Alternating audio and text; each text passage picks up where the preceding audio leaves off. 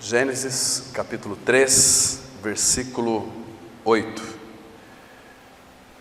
A palavra, ela diz assim: Quando ouviram a voz do Senhor Deus, que andava no jardim pela viração do dia, esconderam-se da presença do Senhor Deus, o homem e sua mulher, por entre as árvores do jardim. E chamou o Senhor Deus ao homem e lhe perguntou: onde estás? Vamos ter uma breve palavra de oração.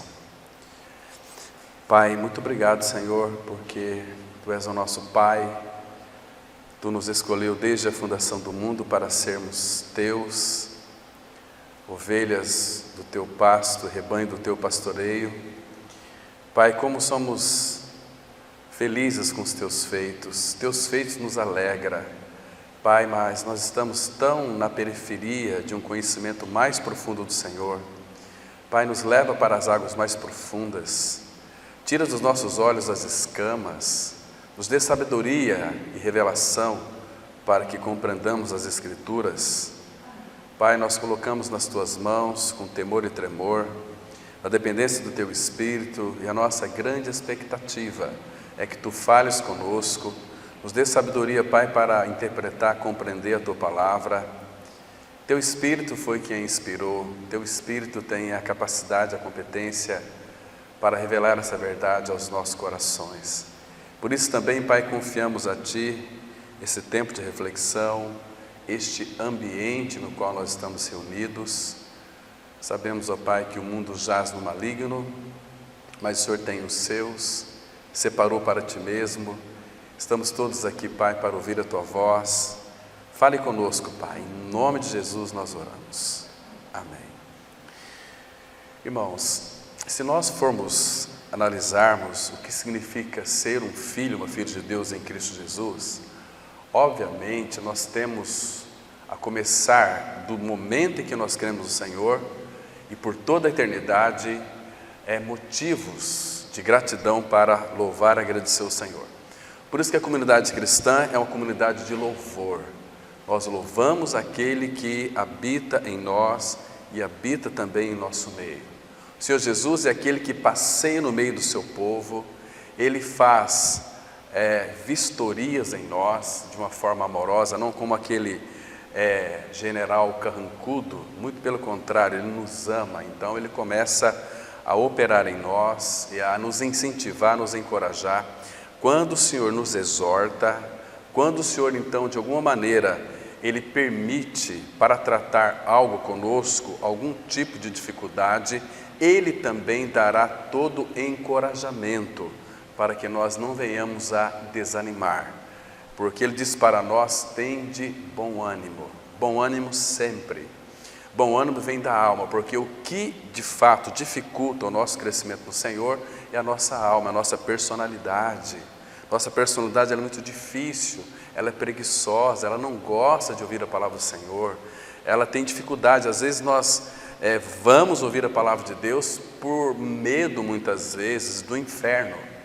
Mas, irmãos, nunca deve ser assim. A palavra fala em Hebreus capítulo 10, a partir do versículo 19, é para nós entrarmos no Santo dos Santos, com ousadia, com intrepidez, com coragem. Não entrar tímido, porque Ele é o nosso Pai, nós pertencemos a Ele, a nossa morada está em Cristo Jesus, nós habitamos em Cristo e Cristo habita em nós. Então é para nós nos aproximarmos dEle com um coração cheio de fé, crendo que Ele já nos acolheu, crendo que Ele nos ama, crendo que nós já fomos aceitos por tudo aquilo que Cristo é e fez por cada um de nós. Não é gostoso isso, irmão, saber que somos aceitos pelo Pai por aquilo que Cristo fez? Isso é maravilhoso. Então, irmãos, aqui nesse texto que nós acabamos de ler, nós observamos que depois de ter Deus criado o homem e a mulher, Deus deu para ambos o Éden. Quando Deus os criou, Deus colocou o homem e a mulher no Éden, que é o prazer de Deus. A palavra Éden é paraíso, é prazer, é um lugar maravilhoso, um lugar muito gostoso. Pensa quando você vai a algum lugar que você se sente maravilhado, muito gostoso com aquilo. Mas o Éden é muito melhor do que isso, é incomparável. Então, Deus colocou ali o homem e mulher no Éden, deu o Éden para ele. Agora, nesse primeiro plano aqui de Deus, irmãos, entenda uma coisa, nós vamos notar que o sentido da vida entre o homem e Deus no Éden era o sentido de comunhão. Nós, pela palavra, nós entendemos que todas as tardes, na viração do dia, Deus vinha ter comunhão com Adão e a sua esposa, Eva. Todos os dias, na viração do dia. Mas, irmãos, vamos pensar numa coisa aqui bastante importante para o nosso coração, para as nossas considerações. Primeiro que nós precisamos de conhecer mais esse Deus de amor. Saber como que o amor de Deus funciona em nossas vidas. Como que o amor de Deus, como que Deus é amor em realidade espiritual. Sendo Ele amor, irmãos, Ele não vai fazer outra coisa a não ser amar. E amar, 1 Coríntios 13, amar nós entendemos que dói. Amar dói. Deus é amor e é inconcebível para esse Deus de amor nos amar sem ter uma proximidade íntima conosco. Deus, Ele sofre quando encontra em nossos corações rejeição a Ele, porque uma das coisas que Ele deseja é falar conosco, é se deliciar em nós, como diz Provérbios 8, versículo 31, que o Filho de Deus, a sabedoria personificada, ela encontrou o seu prazer nos filhos dos homens. Filho dos homens, claro que é a igreja. Agora, irmãos, um detalhe aqui que é fundamental, Deus, Ele é amor, o amor Ele ama, o amor, Ele não, é inconcebível para o amor de Deus ficar distante daquele que é objeto do seu amor, do seu Filho, Jesus Cristo. Tanto é que, quando Deus resolveu criar todo este universo e criar o homem, irmãos, Ele criou tudo como fruto dEle. Tudo que Deus é em essência, em realidade, Ele criou. Então toda a criação, quando nós vemos a criação é uma expressão de Deus, porque tudo teve a sua origem nele. Mas quando Ele formou o homem, Ele formou conforme a sua imagem, conforme a sua semelhança. Não que nós parecemos com Deus em nossa forma física, não é isso. É o caráter dEle, é a vida dEle que, de fato, nós devemos, uma vez que somos filhos de Deus em Cristo Jesus, expressá-la.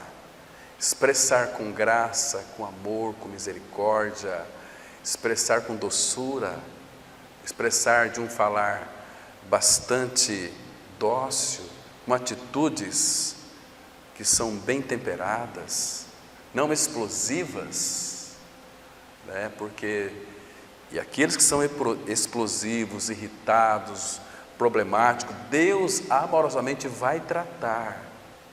E quando Ele encontra em nós resistência, Ele vai infligir dor, porque é a maneira que nos faz rendermos a Ele, rendermos ao trabalho dEle, até que não tem mais, Ele fala: Senhor, tem misericórdia de nós. Irmãos, se nós compreendêssemos o sofrimento, muitas vezes nós iríamos evitar tantos outros, porque nós saberíamos que quando então o Pai começa a colocar em nossos caminhos umas certas dificuldades, é porque Ele quer tratar conosco em alguma área da nossa vida.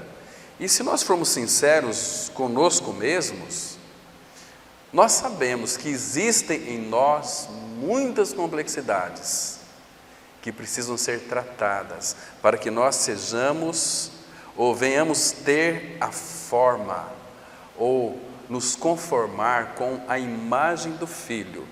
quando nós começamos a viver uma vida independente dele, viver segundo nossos próprios pensamentos, nós estamos querendo viver conforme o mundo vive.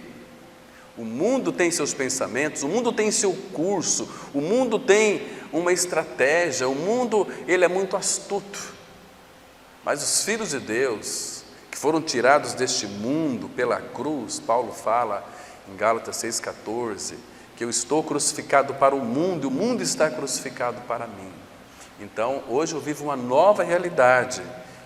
Sou um homem, uma mulher celestial, estou vivenciando uma experiência humana, mas eu tenho em mim uma natureza divina. Então, queridos, mas Deus não queria apenas vir ter comunhão com o homem na viração do dia, porque a queda, ela ocorreu.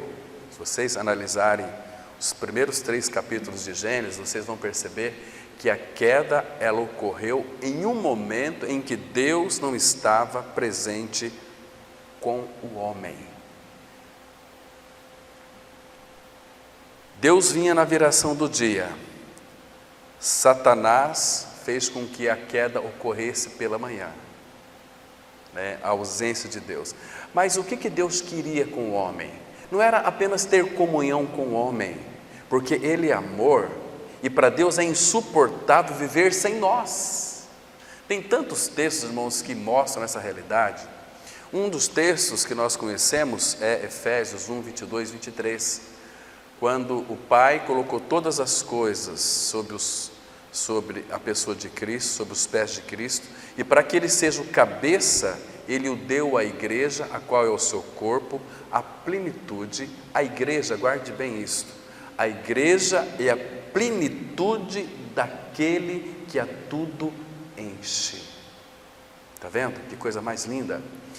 Irmãos, mas nós somos tão sem importância, nós somos tão fragilizados, tão fracos, sujeitos a uma série de coisas, mas Cristo decidiu, Ele disse para nós que somos a sua noiva: sem vocês eu não sou completo. Estão me compreendendo, irmãos? Então, não é apenas comunhão que Ele quer conosco, Ele quer algo mais. Ele quer uma coisa pela qual a Trindade vivencia isso, em realidade, como sempre vivenciou. Como que a Trindade ela vivencia? É 3 pessoas comunitárias, com uma só vontade, com um só desejo, com um só pensamento. Tanto é que o apóstolo Paulo diz para nós: tende em vós o mesmo pensamento que houve também em Cristo Jesus. Qual que eram os pensamentos de Cristo Jesus? O primeiro pensamento que ocorria na mente do Filho era o Pai, estar ligado ao Pai, estar unido ao Pai, estar identificado com o Pai. A Trindade é uma comunidade que elas são idênticas. Por quê? É o Deus 3 vezes Santo, Deus Pai, Deus Filho, Deus Espírito Santo. Então, há uma identificação, nunca vai haver uma desarmonia na Trindade. Então, o que Ele quer conosco? Não é apenas comunhão, muito mais do que isso. Ele quer se identificar conosco. Identificar. É mais ou menos assim. Vocês se recordam daquele texto de João 14, versículo 8 e 9, quando Filipe diz para o Senhor Jesus: Senhor Jesus, mostra-nos o Pai e isto nos basta. E a resposta do Senhor Jesus para Filipe foi a seguinte: Filipe, eu estou há tanto tempo convosco, quem vê a mim, vê o Pai. Como dizes tu, mostra-nos o Pai? Você não consegue enxergar o Pai em mim? Talvez Filipe fizesse uma pergunta assim, vamos colocar aqui, hipotética: como que eu posso ver o Pai em ti? Jesus disse depois: eu e o Pai nós somos um. Então, a expressão de Cristo, o falar de Cristo, o gesto de Cristo, a submissão de Cristo expressava o Pai. Havia uma identificação, e eu e o Pai somos um. Vocês compreendem? Então, o Pai queria se identificar com Adão, porque quando há uma identificação com Deus, como que funciona a nossa história? Nós nascemos pecadores, com a natureza perversa, sujeita a muitas coisas, vivíamos segundo a nossa própria vontade, éramos filhos da ira, mas quando então o Verbo se fez carne, ali houve uma primeira identificação. Essa identificação foi a mesma identificação que Deus o Pai tinha com Adão. Quando o Verbo se fez carne, ele tabernaculou entre nós, ele colocou sua tenda em nosso meio. Mas nós não poderíamos morar nele ainda, nós morávamos com ele. No caso, os discípulos, morava com Jesus. Depois a gente vai ver os textos que vai mostrar essa verdade. Mas, meus queridos irmãos, uma das coisas que é fundamentais, que nós devemos atentar para elas, vocês estão abertos aí em Gênesis? Olha aí no capítulo 2, o versículo 9. Aqui nós já vemos o desejo do coração do Pai em que o homem se identificasse com Ele. Porque a comunhão que Deus tinha com Adão e Adão com Deus era uma comunhão assim, é muito próxima. A comunhão fala de proximidade, mas aqui nós vamos entender algo importante para nós. Verso 9, Gênesis 2:9. Do solo fez o Senhor Deus brotar toda sorte de árvores agradáveis à vista e boas para alimento. Agora, aqui que está a questão. E também a árvore da vida. A árvore da vida no meio do jardim, e a árvore do conhecimento do bem e do mal. Essa árvore do conhecimento do bem e do mal, Deus disse para eles não comerem, porque no dia em que dela eles comessem, certamente eles morreriam. Eles perderiam a face do nosso Pai Celestial. Estão me compreendendo? Mas aqui, esta árvore da vida, ela é uma figura linda da pessoa de Cristo. Árvore da vida.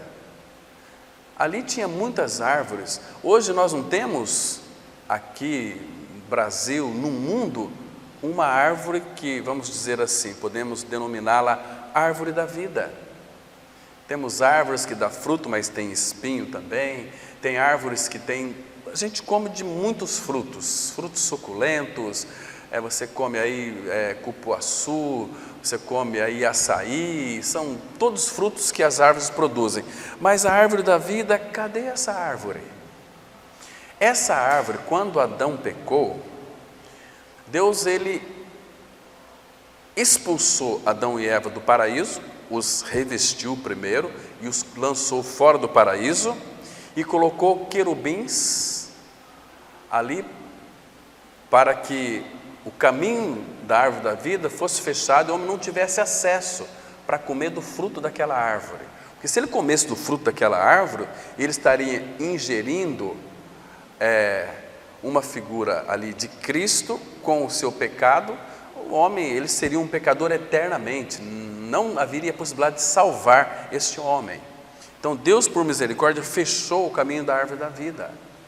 Então, queridos, depois de muitos anos, eu já tenho falado para os irmãos aqui, em algumas situações, que este fruto, que ele não podia comer, quando Jesus, na última ceia com os discípulos, vocês se lembram, que ele partiu o pão, ele deu aos seus discípulos e disse: tomai e comei dele todos vós, isto é meu corpo que é dado por vós. Então agora os discípulos poderiam pegar e comer, em realidade.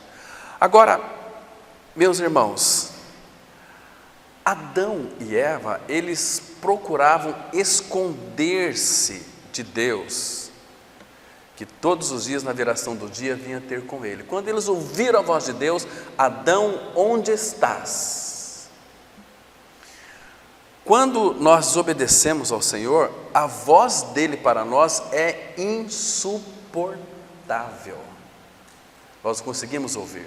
A voz de Deus para nós parece que faz muito mal. A voz de Deus parece que é uma voz acusadora, mas nunca é uma voz acusadora. Quando Adão pecou, Deus poderia muito bem ter desistido de Adão. Pecou, agora o problema é teu, você vai morrer, você vai para o inferno mesmo, acabou. Adão tentou de alguma maneira costurar ali folhas de aventais e se vestir a sua nudez, porque o pecado ele faz com que as pessoas se percebam. Ela tenta de alguma maneira esconder, não é assim? Quando a pessoa ela peca, ela não gosta de esconder as coisas, esconde. Mas quando eles ouviram a voz de Deus, eles se esconderam atrás das árvores. Quem sabe aqui Deus não vai me encontrar. Vocês sabem que Deus está em todos os lugares.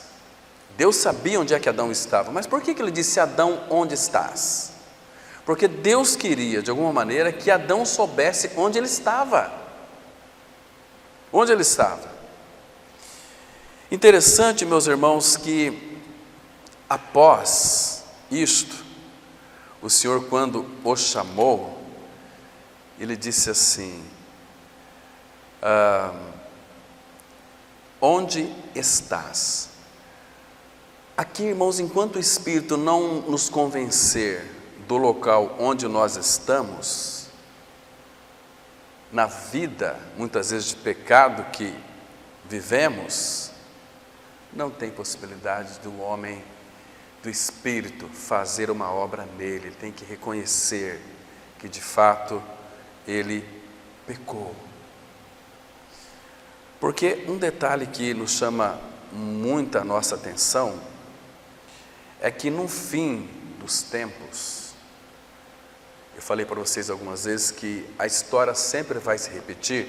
Adão, aqui quando Adão fugiu da presença de Deus, aqui estava sendo estabelecido um princípio: o homem no pecado não tem prazer no Senhor, não tem prazer em ouvir a palavra de Deus. Às vezes ele pode pensar o seguinte: não, eu já criei, eu vou viver a vida da igreja sozinho. Isso não existe na Bíblia. Se você não está no corpo de Cristo, a vida da igreja, não na religião, irmão. Estar na religião é você estar no inferno.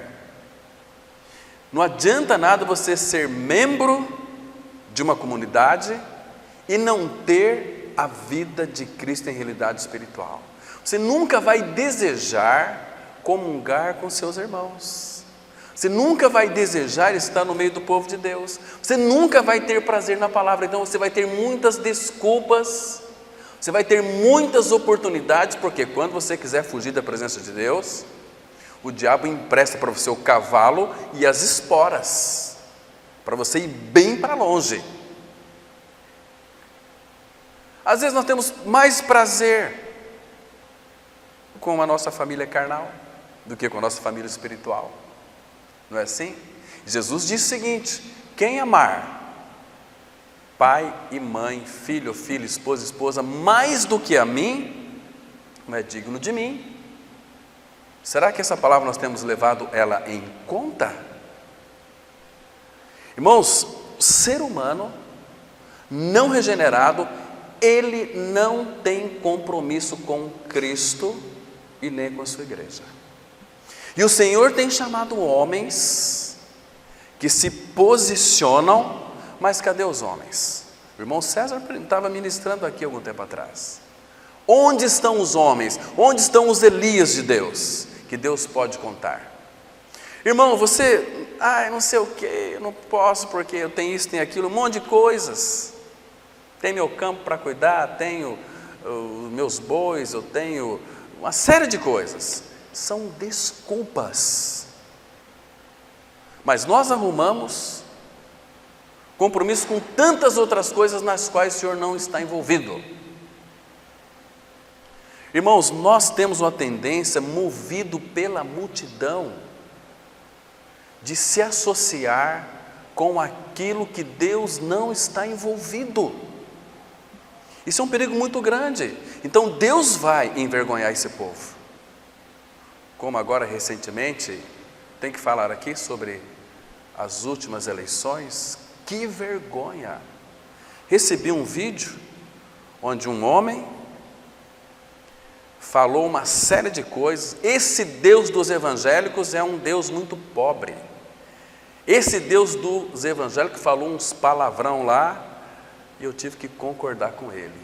Os Deus dos evangélicos não vale porcaria nenhuma. Não se escandaliza não, que eu vou te explicar. Agora, o Deus dos cristãos, o Deus criador da terra, céus e mar, o Deus que enviou seu Filho Jesus Cristo a este mundo em carne, para fazer uma obra maravilhosa na vida de cada um de nós, nos atraindo no seu corpo na cruz, nos levando à morte, nos dando a sua vida pela ressurreição. Este é o nosso Deus e Pai. Esse é o Deus dos céus, não é o Deus dos evangélicos. Esses evangélicos, sem nenhum discernimento espiritual, é uma vergonha para os santos de Deus, porque o mundo generaliza tudo. Esse Deus dos evangélicos é muito pequeno. Irmãos, nós precisamos ter discernimento espiritual. A palavra fala em Oséias 4,6 que meu povo está sendo destruído porque lhe falta o conhecimento. Não é ter conhecimentos bíblicos. Bíblico é o conhecimento, conhecimento do santo. Todos aqueles que conhecem o Senhor, que ama a Cristo, jamais irá levantar bandeiras para políticos, qualquer que seja. A nossa responsabilidade é orar por aquele que Deus coloca lá, seja Lula, Bolsonaro, seja quem for. A igreja tem que orar por eles. Agora tem brigas. Meu Deus, mas que vergonha! Olha, eu fiquei tão feliz porque isso aqui mostrou a superficialidade de muitos evangélicos que são vazios do evangelho da graça e que crê num Deus minúsculo, tão pequeno. Pessoas tinham convicção e vai ser, é Deus, é de Deus. Não é de Deus, cuidado com a idolatria. A glória de Deus Ele não dá a outrem. Isso é muito sério. A igreja, irmãos, fico pensando, por que esses evangélicos não levantam esta bandeira e prega Cristo crucificado, e sai pelos mundos, pelas vielas, anunciando Jesus Cristo? Aqui nessa cidade, muitas pessoas estão morrendo de inanição espiritual, estão morrendo de fome, a fome espiritual, porque não há quem pregue, não há quem levante esta bandeira. Eu conheço a igreja primitiva. Alguém tinha problema, ele se apresentava: eu conheço uma pessoa que pode resolver o seu problema. Quem? Jesus Cristo. Começa a pregar Cristo e a cruz, se vai ou não vai ter perseguição. Mas nós somos muito acomodados. Nós queremos Deus para que Ele resolva os nossos problemas. Nós queremos um Deus que abençoa os nossos projetos. Mas e os projetos de Deus para a tua vida? Você já parou para pensar quais são? Irmãos, hoje a pior desgraça da igreja cristã é viver uma vida superficial. Uma vida, e o Senhor tem nos chamado para uma vida em profundidade, em conhecer o Senhor, em amar o Senhor. Os evangélicos, a maioria dos crentes, se morrer vai tudo para o inferno, porque nunca creram no Senhor. Porque aqueles que estão unidos a Cristo, identificado com Cristo, vai viver uma vida cristã autêntica, autêntica, maravilhosa. Vamos fazer uma marcha para Jesus. Onde é que está na Bíblia? Onde é que Deus pediu para nós fazermos marcha para Jesus? Isso é invenção de homens, não do Senhor. Falei para vocês, tem um amigo meu que mora ali, a mãe dele doente. Ele falou assim: olha, Cláudio, te respeito muito, mas essa cambada de evangélicos passa aqui fazendo bagunça e gritando igual uns loucos, e a minha mãe aqui apavorada, doente. E ele ficou com vontade de sair, dar tiro para espantar essa cambada, mostrar de uma forma externa aquilo que não é realidade internamente. Vamos marchar para Jesus. Quem que pediu isso? Aquelas grandes marchas para Jesus. O povo brasileiro gosta de movimentação, mas não querem receber o mover de Deus. Tem marcha para Jesus uma semana, na outra semana tem a parada gay, está lá os evangélicos simpatizantes. Isso não é cristianismo? Isso não é uma vida separada? Isso não é uma vida santa? E hoje em dia tem se esquecido Cristo e a cruz. Todo mundo vive do jeito que quer. Irmãos, nós não conhecemos o senhorio de Cristo sobre as nossas vidas. Vamos viver uma vida isolada? Não, irmão, se você crê no Senhor, você é um membro do corpo de Cristo. E você foi batizado em um corpo para ser igreja, junto com outros irmãos. E dentro dessa comunidade cristã, autêntica, não religiosa, mas autêntica, que proclama a Cristo, que vive Cristo, que respira Cristo, que proclama Cristo, é uma comunidade que verdadeiramente o Senhor tem separado para Ele mesmo. Nós não somos melhores do que ninguém, porque Deus escolheu as coisas mais desprezíveis, aquelas que não são, para anular aquelas que são. É a loucura de Deus. O homem hoje não faz outra coisa a não ser fugir de Deus. Eles querem algo que os deixa eles arrepiados, né? Olha, vai ter aqui uma bênção de Deus para você nessa noite, Deus vai resolver o seu problema, Deus tem um milagre na sua vida, e vem um monte de gente e quer o milagre, mas não querem Ele. Será que nós estamos querendo sempre as bênçãos de Deus, ou o Deus das bênçãos? Qual que é melhor? É melhor ficar com o Deus das bênçãos. Isso é incomparavelmente melhor. Percebe, irmãos? Mas quando começa a pregar a palavra de Deus, quando começa a abrir as Escrituras e a palavra começa a cortar, os evangélicos são os primeiros que pegam o voo e vão embora e faz propaganda. Conheço uma comunidade lá na Rua Acre 260, olha, aquele povo lá não tem nada a ver, eles só ficam pregando Cristo e a cruz. Quando você prega Cristo para as pessoas, Theodore Ostis Parks diz assim: quando você prega Cristo para as pessoas, você está pregando tudo para elas. Porque Paulo fala, Colossenses 3,11, que Cristo é tudo. Quem prega Cristo prega tudo. Cristo é tudo que você precisa. Ele é teu descanso, Ele é tua paz, Ele é tua vida, Ele é teu amor, Ele é tua paciência, Ele é tua alegria. Você precisa mais do que, irmão? Mas nós temos que sentir o poder de Deus. Que poder de Deus é esse? Poder de Deus, Cristo foi dado a Ele todo poder e autoridade. Quem tem Cristo tem tudo. Quem tem tudo precisa de mais nada.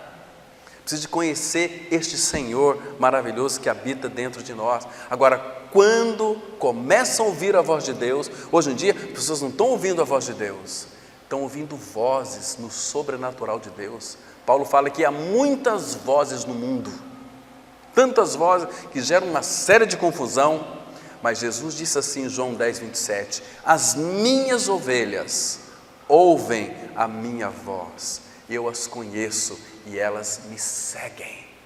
Segue o Cordeiro por onde quer que ele vá, porque ouve a voz dele. Adão, onde estás? Adão fugiu, correu.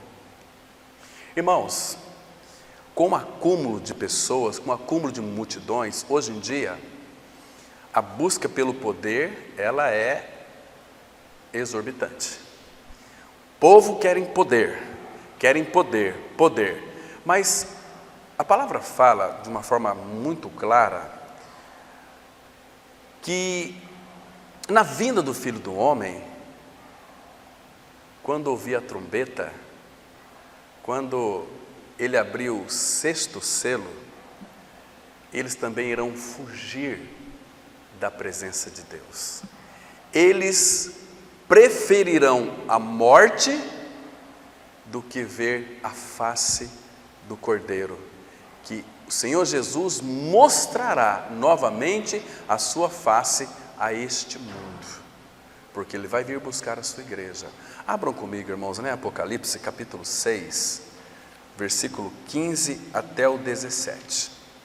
Apocalipse capítulo 6, vamos ver esses versículos aqui, que eles são bem interessantes, porque aquele princípio do homem fugir de Deus, quando ouviu a voz de Deus, aqui, quando o Cordeiro, aqui o contexto é o 6º selo, e aí chega no versículo 15, Apocalipse capítulo 6, versículo 15, olha se não é a mesma coisa, mas aqui tem mais pessoas, lá era só Adão e Eva. Quando ouviu a voz dele, a face dele, viu que Deus vinha vindo para aquela, na viração do dia, para a comunhão, então Adão fugiu. Agora aqui no versículo 15 de Apocalipse 6:15 diz assim: os reis da terra, os grandes, os comandantes, os ricos, os poderosos e todo escravo e todo livre se esconderam nas cavernas e nos penhascos dos montes e disseram aos montes e aos rochedos: cai sobre nós e escondei-nos da face daquele que se assenta no trono e da ira do Cordeiro, porque chegou o grande dia da ira deles, e quem é que pode suster-se? Então, irmãos, quando o Cordeiro abriu o 6º selo, quando a trombeta, a última trombeta tocar, quando o Senhor mostrar a sua face de novo a este mundo, os reis, os poderosos, os comandantes, todo tipo de gente que não tem a vida de Cristo, que Paulo fala, que João fala, que é para a gente estar nele, viver uma vida nele, para ele. Quando ele voltar, nós não sairmos correndo envergonhados da presença dele. Irmãos, Jesus pode voltar a qualquer lugar, pode voltar hoje. Mas, queridos irmãos, será que você vai fugir dele?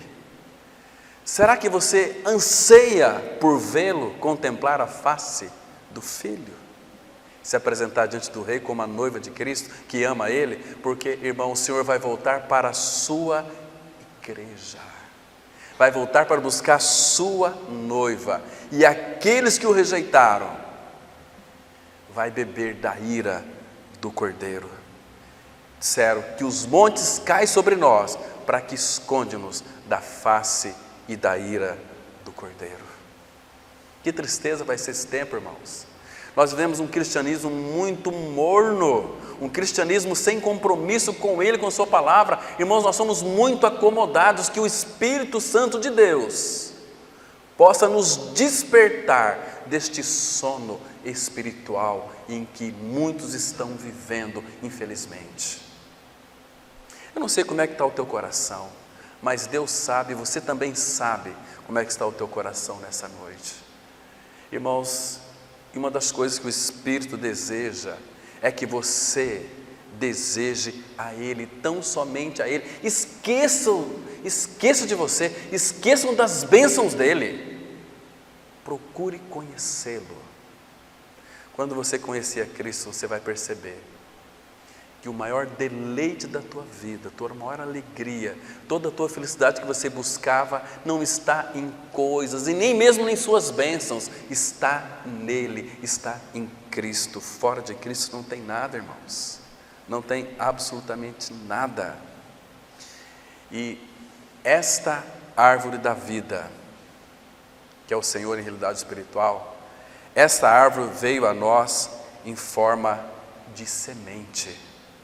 Quando nós cremos no Senhor, vocês se lembram daquela parábola do semeador em Mateus capítulo 13, O semeador saiu a semear. Quem que é o semeador? O Senhor. Quem que é a semente? Ele, a palavra é a semente. Então, o semeador saiu a semear. O que que ele semeou? Ele mesmo, o próprio Senhor. Então, o semeador é Ele, a semente é Ele. Então, quando alguém crê no Senhor Jesus Cristo, creu que foi crucificado junto com Ele, porque tem que haver uma identificação.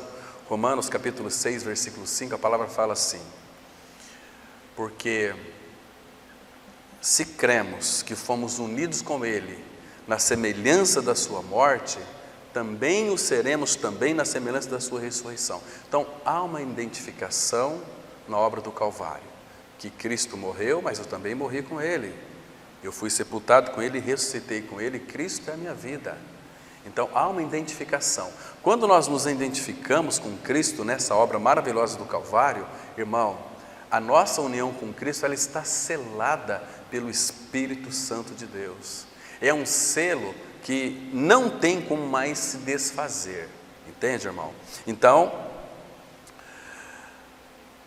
essa união com Cristo, ela vai durar para sempre. Então, nós somos um com Ele, um nele. Assim como o Senhor Jesus era um com o Pai, nós somos um com Ele também. Abra, por favor, aqui em João capítulo 17, na oração sacerdotal do Filho.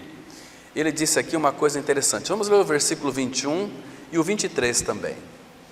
Claro que aqui também fala de unidade, mas essa unidade é uma unidade identificativa. É uma união com Ele. Unidade. Primeiro, a nossa unidade foi feita com Ele, consequentemente com os irmãos. Olha o versículo 21. Jesus disse assim ao Pai. Ele está orando ao Pai. Irmãos, o Senhor Jesus não intercede pelo mundo, Ele intercede pela sua igreja. Olha o versículo 20. Não rogo somente por estes, aqui eram os seus discípulos, mas também por aqueles que vierem a crer em mim, por intermédio da sua palavra. Agora, olha o 21. A fim de que todos, não é todo mundo, todos os que creram, sejam um. Como és tu, ó Pai, em mim e eu em ti, também sejam eles em nós, para que o mundo creia que tu me enviaste. E o 23 vai dizer o seguinte: eu neles. Está vendo a identificação aqui? João 17, 23.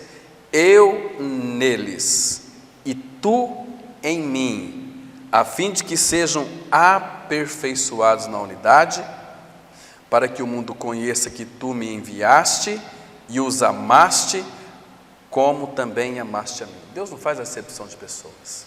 O amor dele é um amor desmedido e Ele ama não com medidas. Quando Ele ama uma pessoa, Ele ama e conquista o coração dos seus. Domingo pela manhã nós vamos tratar aqui sobre a soberania de Deus na salvação. É um assunto profundo, é um assunto que talvez muitos desconheçam, mas como estamos no fim dos tempos, e essa palavra urge, e essa palavra é urgente, e Deus quer que nós então ou valorizamos mais, ou amamos mais. Por isso precisamos conhecer um pouco mais da sua soberania na salvação. Nós vamos descobrir por que Deus salva um e não salva outros. Não é o mesmo amor, não é o mesmo poder. A palavra não tem o mesmo poder de regenerar um e outro também? E por que não? Nós vamos analisar isso. Vamos deixar para domingo cedo. Mas, irmãos, essa identificação é maravilhosa. Abra aqui em João 12, 45. Temos aqui uma palavrinha tão preciosa que o nosso amado Senhor, Ele disse assim, João 12, versículo 45. De novo, para a gente primeiro ver como que o Pai e o Filho eram identificados. Diz assim, o verso 45: e quem me vê a mim, vê aquele que me enviou. Então, ele sempre está repetindo essas palavras aqui. Eu e o Pai somos um, quem vê a mim vê o Pai, né? Já referimos aqui sobre a questão de Felipe. Então, E quem me vê a mim, vê aquele que me enviou. Nós só podemos ver o Pai no Filho porque eles são tão identificados.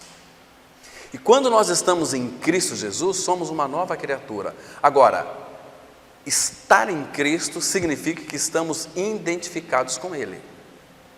Agora nós somos pequenos cristos, nós formamos o seu corpo, a vida da igreja. Agora, irmãos, e todos os dias, o Senhor, Ele vinha ter comunhão com Ele na viração da tarde, como Adão e Eva, como nós já lemos lá em Gênesis capítulo 3, versículo 8 e 9, né? Agora, Deus vinha na viração da tarde, mas ali, irmãos, o diabo veio de manhã. Ele veio e apanhou Adão e Eva fora da comunhão e fez com que o pecado entrasse no mundo, houvesse a queda e o mundo está do jeito que está hoje. Mas Deus não desistiu do homem. Deus foi atrás de Adão. O que é evangelho? É nós indo até Deus? Paulo fala em Romanos 3, não há quem entenda, não há quem busque a Deus. Não há homem justo nenhum sequer, não há quem faça o bem nenhum sequer, todos se extraviaram.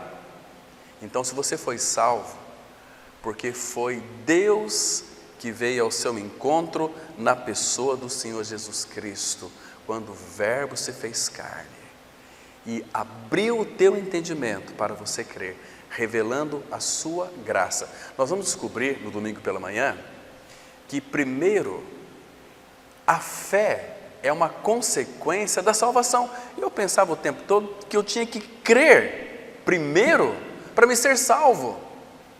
Mas tive uma revelação na palavra sobre a soberania de Deus, que primeiro é diferente. Primeiro, antes de tudo, irmão, nós vamos ver nas entrelinhas, que primeiro Ele nos salva pela santificação do Espírito, depois só que Ele nos dá a fé. Isso é muito interessante.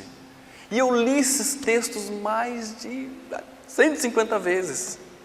Mas de repente, com um toque, um pingo, uma revelação tão linda como hoje, o irmão estava falando comigo, eu tive uma revelação tão linda do Senhor. Mas é isso, porque nós buscamos, nós queremos compreender, queremos entender, não ficar especulando a palavra, mas eu preciso disto. E o irmão falou o seguinte, eu fiquei a manhã inteira desfrutando dessa palavra. Esse irmão está aqui hoje, não vou falar quem é, mas eu pude perceber como que isso é glorioso, a alegria que é isso, quando Deus abre a porta da sua palavra e revela para nós o teu desejo, a tua vontade, como é que foi, como que eu não vou amar meu Senhor, porque Ele me salvou. Eu nunca quis ser salvo, mas Ele quis que eu fosse salvo. E o querer dEle inundou a minha vida e fez com que o querer dEle me fizesse com que eu o quisesse. E porque Ele me quis tanto, Ele me fez eu querer Ele. E eu só quis Ele porque Ele me quis que eu o quisesse.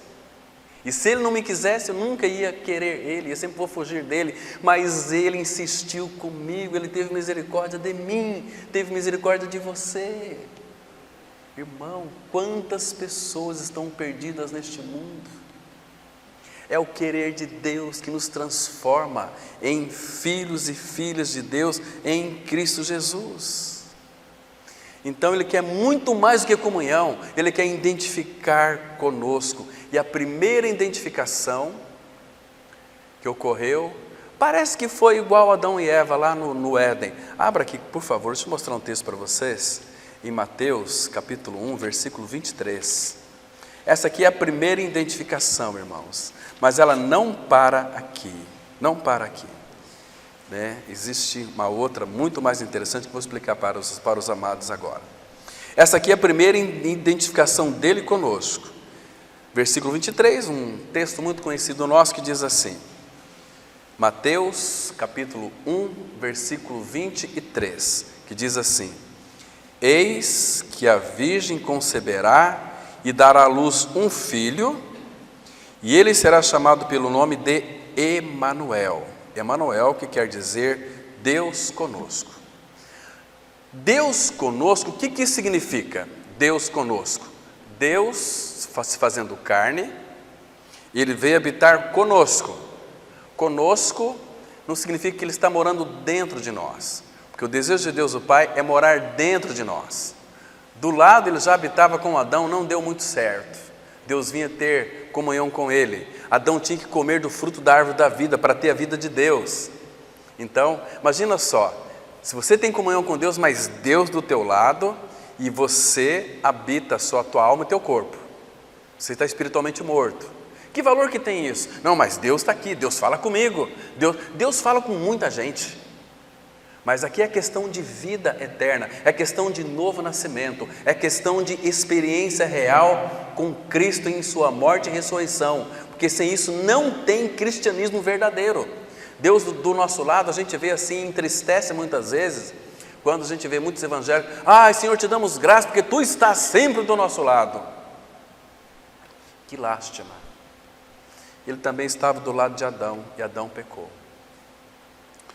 Queridos, Deus conosco, a ideia é de Deus estar do meu lado. Ele se fez carne e colocou sua tenda do meu lado, mas graças ao Senhor que não para por aí, irmãos.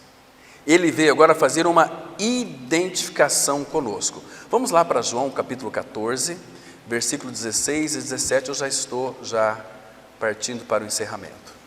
João 14, versos 16 e 17.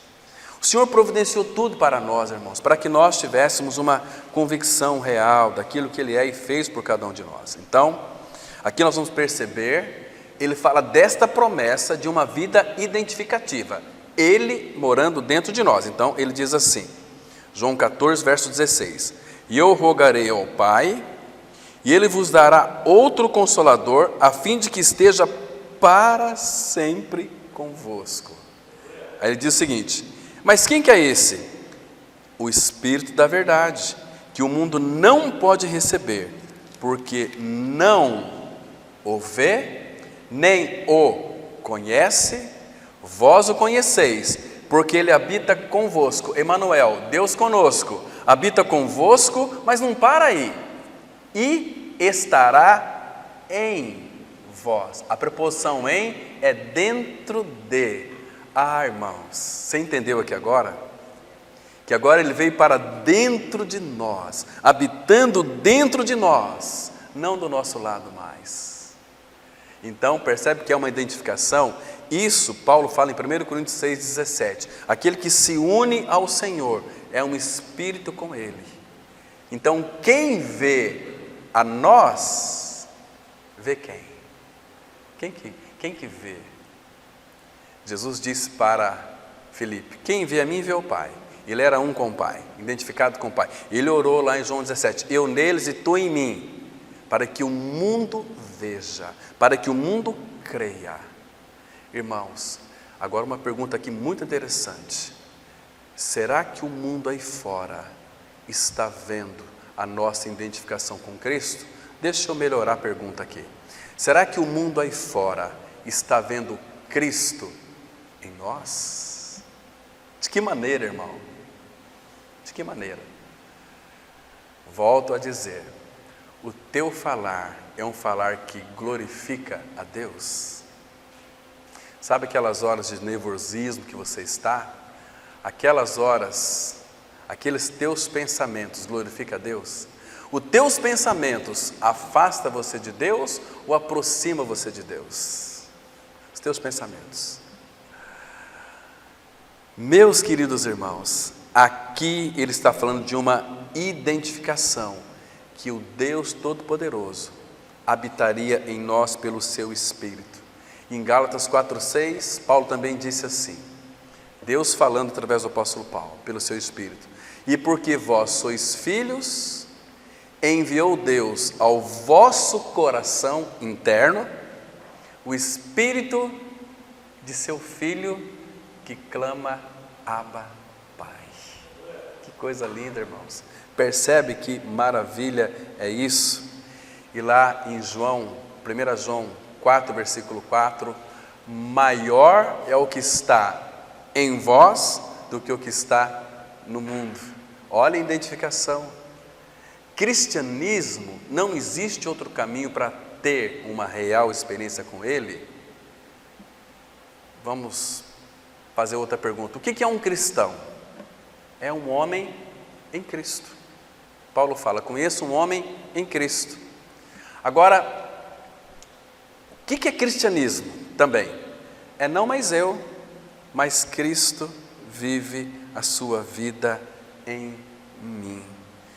Irmãos, no princípio, Deus ele tinha os seres humanos apenas na posição de homens, criaturas de Deus no Éden. Adão, no seu estado de inocência, sem pecado, se ele morresse, ele era filho de Deus ou não? Não. Sem pecado. Ele era criatura de Deus, não filho. Adão tinha que comer o fruto da árvore da vida para ter a vida zoe de Deus dentro de si. Mesmo Adão, no seu período de inocência, Deus falava com ele, Deus tinha comunhão com ele. Deus é amor. Mas quando Deus viu cair a sua criatura, cair em pecado, separar dele, Deus ele resolveu na redenção elevá-la a uma nova posição. Que posição que é essa, irmãos? De criatura? Não. De filhos. Agora vocês são meus filhos, porque o meu filho habita dentro de vocês, e o meu filho torna vocês meus filhos. Vamos ler os últimos dois textos e encerrar aqui. João capítulo 1, versículo 12, um versículo maravilhoso, um versículo precioso, que diz assim, Evangelho de João 1, versículo 12, olha o que a Bíblia diz, irmãos.